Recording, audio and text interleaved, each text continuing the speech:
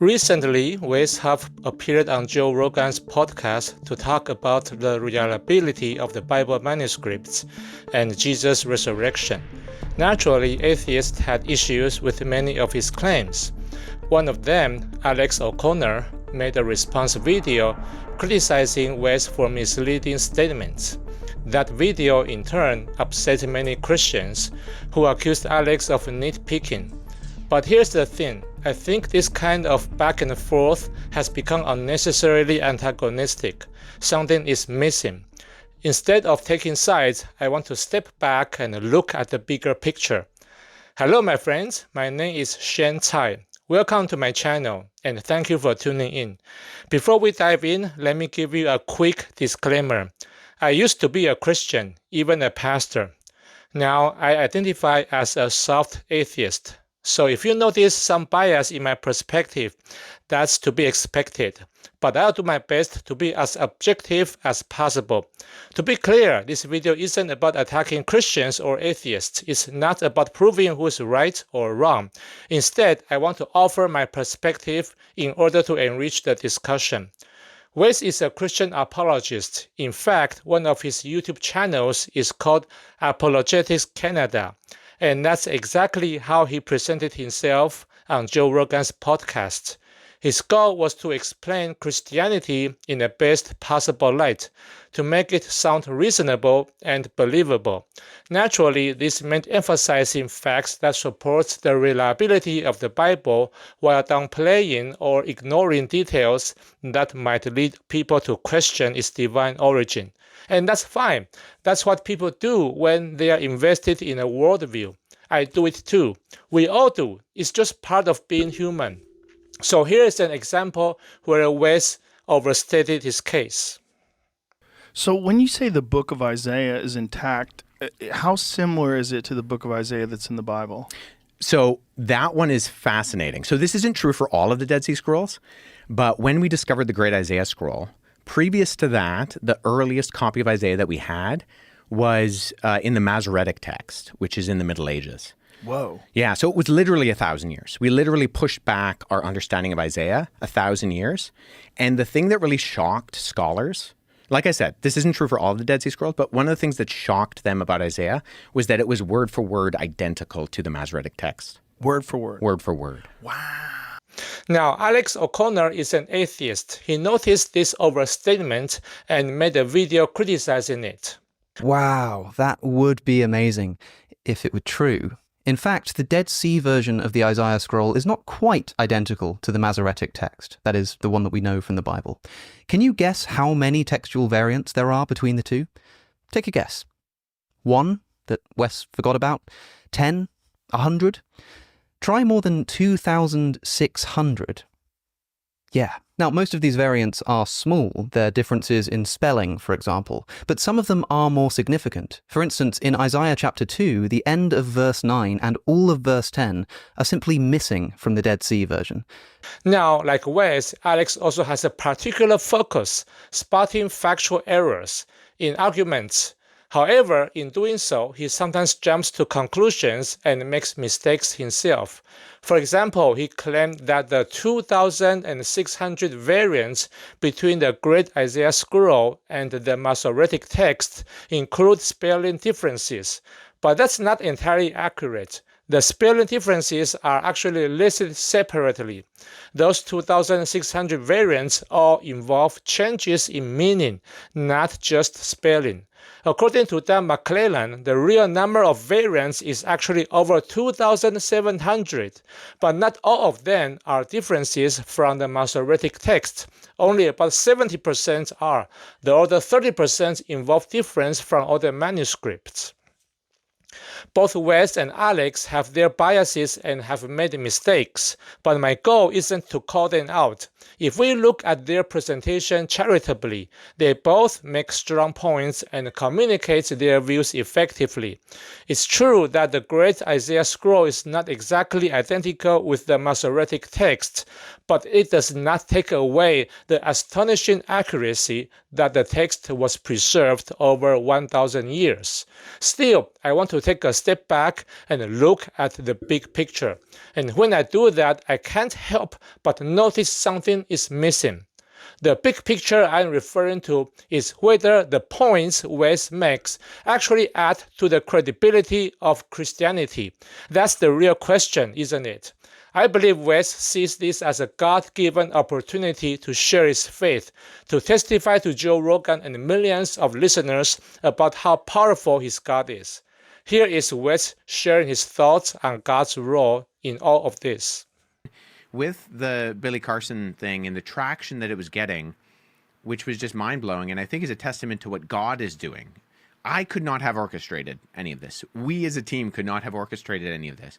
He's placed the markers and connected the dots. So it's like things are happening, and it's crazy, and it's humbling, and it's definitely a God thing that all of this is taking place. You know, there are things that I said which weren't as clear as maybe they could have been, or, you know, things that were obvious missteps. But God is using me, Apologetics Canada, Can I Trust the Bible, despite all of our inadequacies. And I think Wes also admitted that he saw an opening and used it. But Joe had actually brought up the topic of the physical world not being all there is, and that atheists are probably missing the boat when they say, you know, it's just matter in motion, it's just us, you know, we're just meat bags running into other meat bags, and we're all waiting for the heat death of the universe anyways. He didn't say it like that. That's sort of me paraphrasing what he was saying. And that when you die, there's nothing, and how stupid that is. And I saw that opening and thought, you know, okay, in light of that, in light of this metaphysical door that you're opening yourself up to, what do you think of Jesus? This is the opening that Wes referred to. In all of this, what do you think of Jesus? Like, in terms of your own, like, journeying and trying to find answers to ultimate questions? In short, Wes was focused on evangelism, and he's not alone. Many Christians see his podcast as an opportunity to bring people to Christ. In fact, Trent Holmes recently made a video entitled How to Show Joe Rogan Christianity is True, which reinforces this goal. It's clear that many Christians see Wes's appearance on Joe Rogan as an effort to demonstrate that Christianity is credible. Now, to be clear, I'm not saying that evangelism is a problem, and I don't think Wes would disagree if I said his goal was to give the audience reasons to believe in Jesus. The big question is, did what Wes said in the podcast actually make Christianity or the Bible more credible? My answer, not quite. If Wes's point about the textual integrity of Isaiah was simply to highlight that the scribes did a relatively good job preserving their sacred text, then yes, he made a strong case for that. But that applies specifically to the book of Isaiah, not necessarily to other biblical texts. The deeper message Wes seems to be suggesting is that this level of preservation isn't something humans could have achieved on their own. Some supernatural force must have guided the entire process. So when Joe Rogan responded with a big wow, Wes was likely hoping that Joe would make that connection himself and see it as evidence of God's handiwork. But let's think about that for a moment. Why should the accurate preservation of an ancient text over 1,000 years imply divine involvement? If anything, it simply proves that Jewish scribes were highly skilled and meticulous in their work. That's all. And there's something else. Wes must have known that the great Isaiah scroll contains plenty of textual variants. How do I know that? Because later he admitted that he had overstated his case. At around the 40-minute mark, Joe asked me a question about the great Isaiah scroll.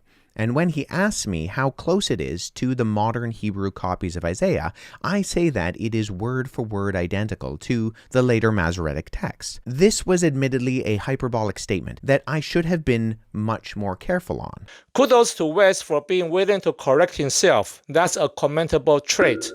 But my question remains, why did he feel the need to exaggerate the accuracy of the textual transmission and claim it was word for word? I don't think he was being deliberately dishonest, but it's clear that his belief pushed him towards making that kind of overstatement. I think that belief is this. If God were real, he would have preserved his word perfectly. That's what God should do. And if we see remarkable accuracy in textual transmission, it must be evidence of God's hand at work. But here's the problem. When you frame God that way, you are setting yourself up for failure. Because sooner or later, the facts come out. People will find out that the transmission wasn't word for word perfect, and it gets worse. They'll also discover that other books, like Jeremiah, have far more serious textual issues.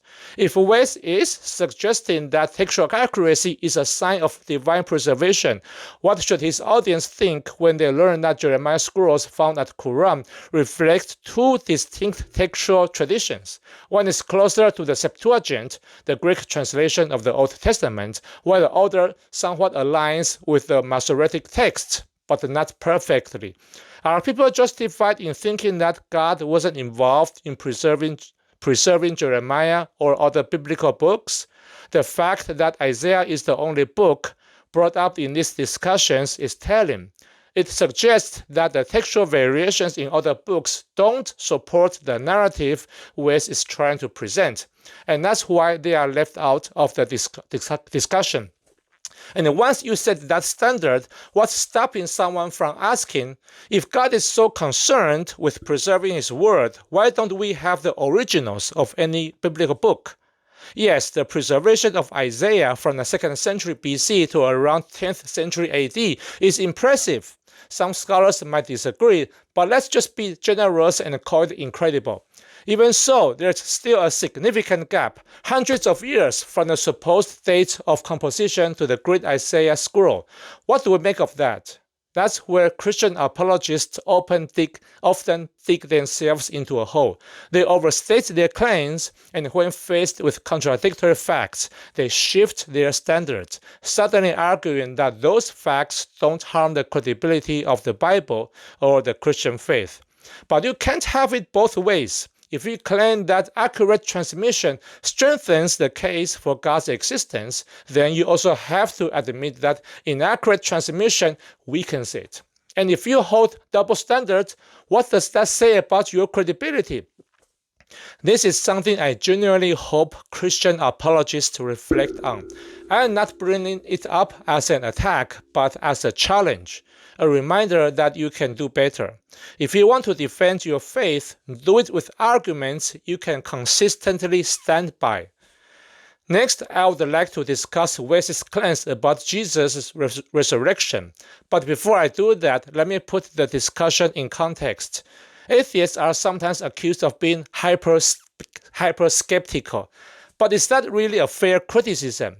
Let me give you an example. Right after Wes appeared on Joe Rogan's show, Mel Gibson was invited. During the interview, Gibson claimed he knew 3 people whose stage 4 cancer was cured by taking non-conventional medication. I have 3 friends. All 3 of them had stage 4 cancer. All 3 of them don't have cancer right now at all. And they had some serious stuff going on. And what did they take? Jesus. They took some, what you've heard they've taken. Ivermectin. Fenbendazole. Fenbendazole, yeah. Yeah, I'm hearing that a lot. They drank hydrochloride something or other. Now, what should we make of that? The questions that comes to mind are, were these 3 people properly diagnosed with stage 4 cancer? Has Mel Gibson seen their medical records? Do we know for a fact that their cancer is completely gone? Did they provide test results to confirm it? And even if their cancer is gone, what else were they doing? Did they also undergo conventional treatment while taking ivermectin? If so, how do we know which treatment was responsible for their recovery? There are tons of questions we could ask.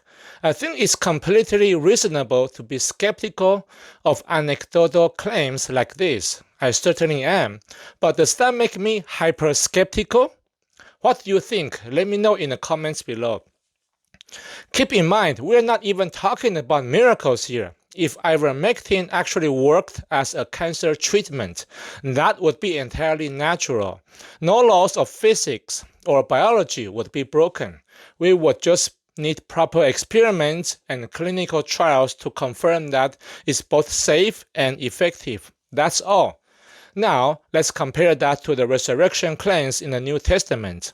Believing that Jesus rose from the dead means accepting that, for a moment, the laws of nature were suspended. An irreversible biological process was suddenly reversed. And since this was a one-time event, there is no way to replicate it or test it. On top of that, there was no way for outsiders to fact-check it either, because Jesus conveniently ascended to heaven shortly afterward. I appreciate that Alex challenged many of Wes's claims, especially regarding the dating of manuscripts. It highlights that Wes was selective in the evidence he presented to Joe Rogan. But in the grand scheme of things, does it really matter whether the Gospel of John was written in the 70s or the 2nd century? Does it matter whether Matthew and John were actually written by Matthew and John? Not really, because none of that is enough to establish a miracle. And the reason is simple. There's no way to fact-check whether these so-called witnesses were mistaken or exaggerating. They wouldn't necessarily be lying. People misremember, embellish, or sincerely believe things that aren't true. Take Wes, for example. He overstated the textual accuracy of Isaiah, but I don't think he was lying. He was just trying to present Christianity in the best possible light, so he exaggerated, and that's understandable. I used to be a Christian pastor and missionary, so I get it. But at the end of the day, if this is the best evidence Christians have for the existence of God or miracles, can you really blame non-believers for being skeptical? Many Christian apologists argue that people in the 1st century would have fact-checked claims about Jesus. For example, in 1 Corinthians 15, Paul says that 500 people witnessed Jesus' resurrection. Skeptics point out that this is a hearsay. We have no way of knowing if Paul was correct.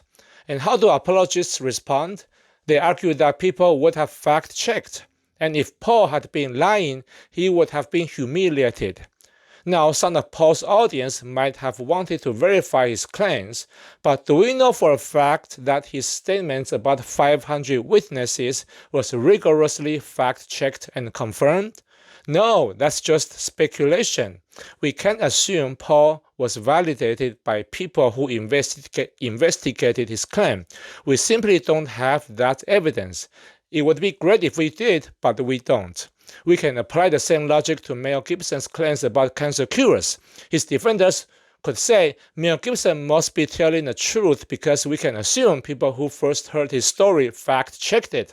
He wouldn't risk his reputation by making things up. But would that be enough for you to believe in? Or do you just take it on faith that somebody must have verified his claim? Probably not. And yet, Christian apologists expect us to do exactly that with Paul. And you know what's even more problematic? Let's go along with the Christian claim that miracle stories were routinely fact-checked. If that were true, there was no reason to assume that only believers were doing the fact-checking. It's reasonable to assume that many Jews in Jerusalem also investigated the apostles' claims about Jesus' resurrection. And whatever they found, the outcome was clear. They weren't convinced. So if we assume that the resurrection story was fact-checked, what do we make of the fact that only a small minority of Jews in Jerusalem and in Palestine as a whole accepted it? Why did early Christianity find more success outside of Judea, among diaspora Jews and pagans who didn't have the means to fact-check these claims for themselves?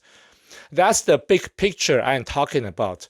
No matter how many historical details Christian apologists present, even the strongest case wouldn't be enough to establish Jesus' resurrection beyond reasonable doubt. If anecdotal testimonies aren't enough to confirm that the drug cures cancer, they certainly aren't enough to justify belief in a miracle like the resurrection. What do you think? Do you agree? Let me know in the comments. I'd love to hear your thoughts. And if you find this video helpful, don't forget to like and subscribe for more content like this. Thanks for watching, and I'll see you in the next one.